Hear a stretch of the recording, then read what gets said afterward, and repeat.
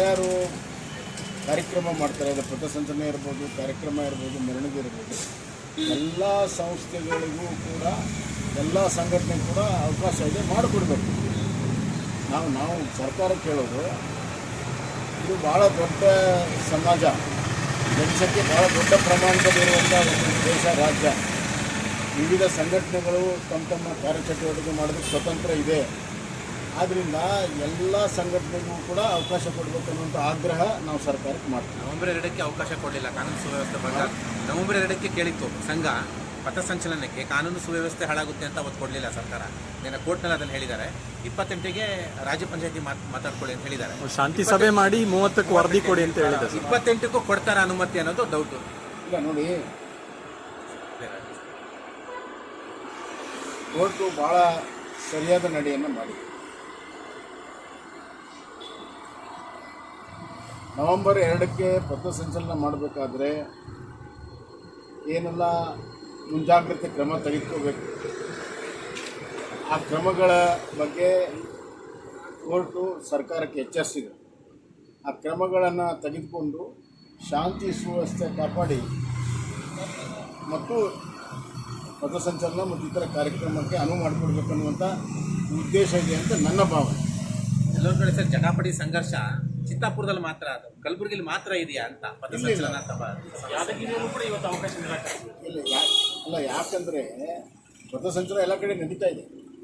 ಹುಬ್ಬಳ್ಳಿಯಲ್ಲಿ ನಡೆದಿದೆ, ಬೆಳಗಾಂನಲ್ಲಿ ನಡೆದಿದೆ, ಬಾಗಲಕೋಟೆಯಲ್ಲಿ ನಡೆದಿದೆ, ಎಲ್ಲ ಮಂಡ್ಯದಲ್ಲಿ ನಡೆದಿದೆ, ಎಲ್ಲ ಕಡೆ ನಡೆದಿದೆ. ಎಲ್ಲಿ ಅಬ್ಜೆಕ್ಷನ್ಸ್ ಇದೆ ಅಲ್ಲಿ ಇದು ಪ್ರಾರಂಭ ಆಗಿದ್ದು ಸರ್ಕಾರ ಆದೇಶದಿಂದ.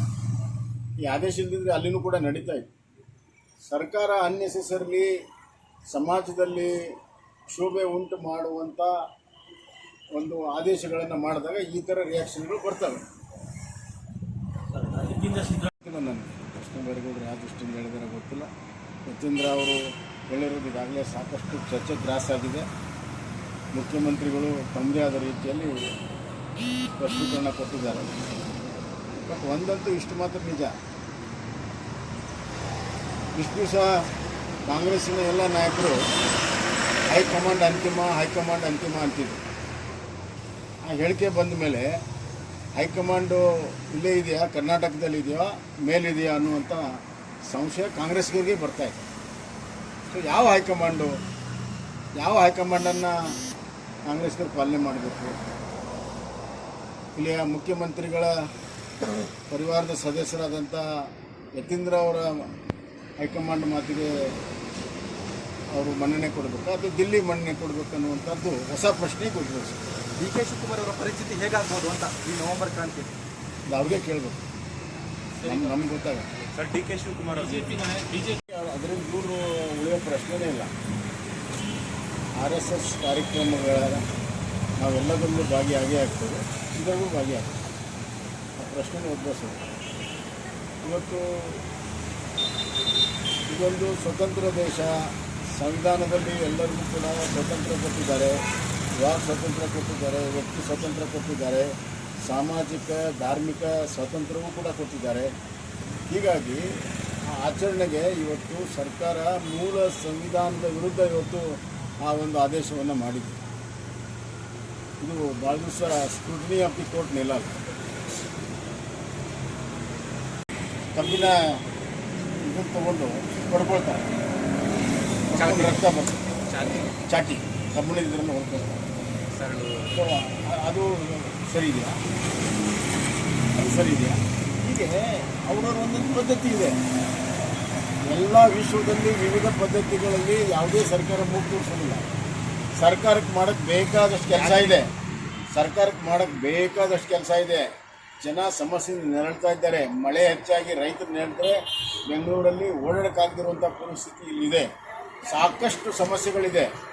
ಇಂಥ ಅಭಿವೃದ್ಧಿ ಶೂನ್ಯವಾಗಿದೆ. ಇದ್ರ ಕಡೆ ಗಮನ ಕೊಡಬಿಟ್ಟು ಈ ಥರ ಮೂಗು ತೋರಿಸುವಂಥ ಸಣ್ಣ ಪುಟ್ಟ ವಿಚಾರಗಳಲ್ಲಿ ಗಮನ ಕೊಡುವಂಥದ್ದು ಸರ್ಕಾರದ ದಿವಾಳಿತ. ಸಾಕ್ಬಿಡಲ್ಲ. ಅವರು ತಮ್ಮ ವೈಫಲ್ಯವನ್ನು ಮುಚ್ಚಿಕೊಳ್ಳಲು, ಆರ್ಥಿಕವಾಗಿ ಎಷ್ಟು ದುಸ್ಥಿತಿ ಬಂದಿದೆ ಅದನ್ನು ಮುಚ್ಚಿಕೊಳ್ಳಲು ಈ ರೀತಿಯ ಪ್ರಯತ್ನ ಮಾಡ್ತಾರೆ. ಯಾವುದು ಹಣ ನ್ಯಾಯಸಮ್ಮತವಾಗಿ ಬರಬೇಕು, ಆ ನ್ಯಾಯಸಮ್ಮತವಾಗಿ ಬಂದಿದೆ. ಕೋವಿಡ್ ಸಂದರ್ಭದಲ್ಲೂ ಕೂಡ ನಮಗೇನು 14% ಕಾಂಪನ್ಸೇಷನ್ ಬರಬೇಕು ಅದು ಕೂಡ ಬಂದಿದೆ. ಮತ್ತು ಅತಿ ಹೆಚ್ಚು ನ್ಯಾಷನಲ್ ಹೈವೇದಲ್ಲಿ, ರೈಲ್ವೇದಲ್ಲಿ, ರೈಲ್ವೇದು ಒಂದೇ ಉದಾಹರಣೆ ಕೊಡ್ತೀನಿ. 5 ವರ್ಷದ UPA ಸರ್ಕಾರದಲ್ಲಿ ರೈಲ್ವೆಗೆ 7,000 ಕೋಟಿ ಅನುದಾನ ಸ್ಯಾಂಕ್ಷನ್ ಆಗಿತ್ತು, ಬಿಡುಗಡೆ ಆಗಿಲ್ಲ, ಸ್ಯಾಂಕ್ಷನ್ ಆಗಿತ್ತು. ನಮ್ಮ ಪ್ರತಿ ವರ್ಷ 7,000 ಕೋಟಿ ಬಿಡುಗಡೆ ಮಾಡ್ತಾಯಿದ್ದೇವೆ, ಇದು ಒಂದೇ ಸಾಕ್ಷಿ.